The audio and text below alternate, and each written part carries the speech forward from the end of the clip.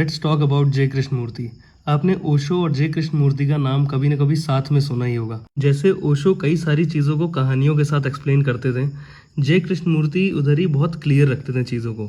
उन्होंने कभी भी कहानियों पे फोकस नहीं किया था। इवन कृष्णमूर्ति का ये मानना था कि अगर कृष्ण एग्जिस्ट भी कर रहे थे या बुद्धा एग्जिस्ट कर रहे थे, उससे आपको कितना फर्क पड़ रहा है, आपकी कितनी अंडरस्टैंडिंग डेवलप हो रही है। You can see here. When you say what do you think about the Buddha? I don't think about the Buddha.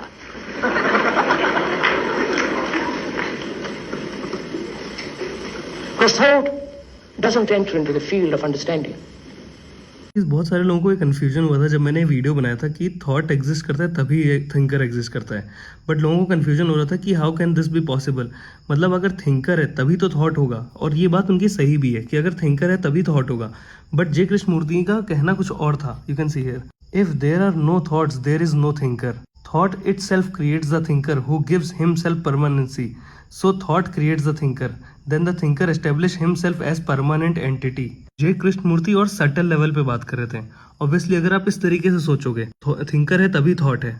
जय कृष्णमूर्ति कहते थे कि आप अपने मन के अंदर जाओ, अपनी आंखें बंद करो और अपने कॉन्शियसनेस में जाओ और फिर वहां देखो कि क्या चल रहा है। आप ऑब्जर्व करोगे कि थॉट है तभी आपको एग्जिस्टेंस का फीलिंग आएगा कि आप हो कुछ। जस्ट एक एग्जांपल, अगर आपके अंदर फ्रस्ट्रेशन का थॉट्स हैं तभी आपको फील होगा एज अ फ्रस्ट्रेटेड पर्सन। वो कहते थे अगर थॉट ही नहीं एग्जिस्ट करता तो आपको खुद का भी एग्जिस्टेंस फील नहीं होगा। जय कृष्णमूर्ति का मानना था कि अगर कोई थॉट नहीं तो आप भी एग्जिस्ट नहीं करते हो। If there is no thought there is no you. ये फिजिकल लेवल पे बात नहीं हो रही है, ये मटेरियल लेवल पे बात नहीं हो रही है, ये कॉन्शियसनेस लेवल पे बात हो रही है कि आपके साइकोलॉजिकली आपके अंदर क्या चल रहा है। इसीलिए हमारा दिमाग बहुत डरता है एक जीरो थॉट स्टेट में रहने से, और इसी को बोलते हैं साइकोलॉजिकल डेथ। क्योंकि आपका दिमाग डरता है कि अगर आपके अंदर कोई थॉट नहीं रहेगा, आपके पर्सनैलिटी का, आपके साइकोलॉजिकल लेवल का कोई एग्जिस्टेंस नहीं रहेगा, और उस आपके बॉडी को, आपके माइंड को ऐसा लगेगा कि आप खुद ही एग्जिस्ट नहीं कर रहे हो। It's known as psychological death. Krishnamurti इस लाइन को काफी रिप्रेजेंट करते थे कि observer is observed. Firstly see this, Actually, we understand that the observer is the observed, but what is necessary to perceive this so that it goes beyond the intellectual level. Observer is observed concept को हम इस तरीके से easily समझ सकते हैं। यहाँ पे ड्रीम्स का एग्जांपल ले रहा हूँ मैं। जब भी आप सपना देखते हो, आप खुद ही सपने को क्रिएट कर रहे हो, ठीक है। खुद ही उसमें फियरफुल ड्रीम क्रिएट करते हो, उसको ऑब्जर्व भी करते हो, उसको देखते भी हो, उसको रिएक्ट भी करते हो और उससे दूर भी भागते हो। मतलब आपने खुद ही सपना क्रिएट किया हुआ है। फियरफुल ड्रीम आप खुद क्रिएट करते हो और फिर उसको देख के उससे डर के भागते भी हो सपने में, और फिर अचानक से डर के उठ जाते हो। इसीलिए मैंने उस दिन बोला था कि ऑब्जर्वर इज ऑब्जर्व्ड मीन्स जो देख रहा है वही देखा जा रहा है। नोअर इज नोन, जिसको जाना जा रहा है वही जान रहा है, या फिर जो जान रहा है वही जाना जा रहा है। क्रिएशन इज द क्रिएटर, ये जो क्रिएशन है वही क्रिएटर है। I think therefore I am, मैं सोच रहा हूँ इसीलिए मैं एग्जिस्ट कर रहा हूँ। बहुत बड़ी लर्निंग है जो मैंने कृष्णमूर्ति से सीखा। Firstly see one video and then I will tell on this. Now see this, That where there is an observer separating himself from the thing he observes, there must be conflict.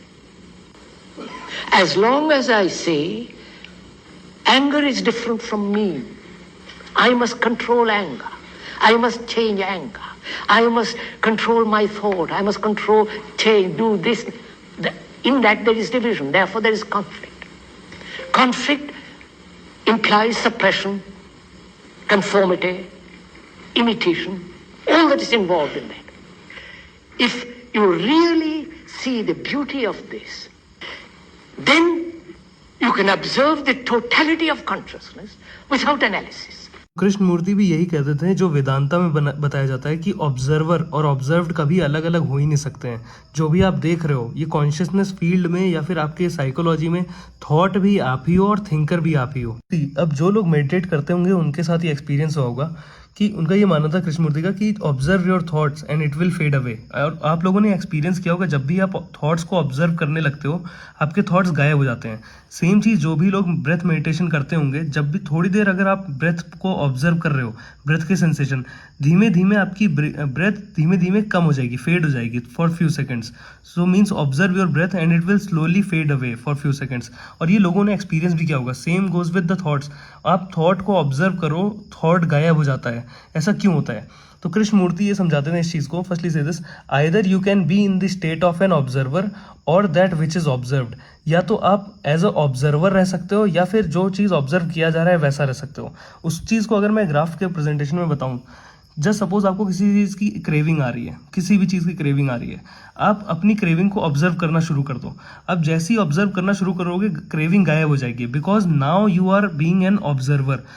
अब आप इस state में हो, तो यानी craving और आप अलग अलग नहीं हो, वो आप ही हो, दोनों आप ही हो. बस आप इस टाइम पे ऑब्जर्वर हो. अदरवाइज आप फिर से अगर खुद को लूज किए, अगर अनकॉन्शियस हुए, तो अगेन आपको क्रेविंग आ जाएगी.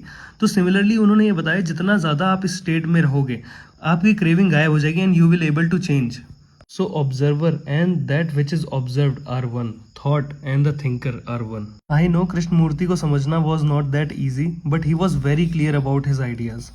धीमे धीमे हम इनके बारे में रेगुलरली बात करेंगे आगे आने वाली वीडियोज़ में.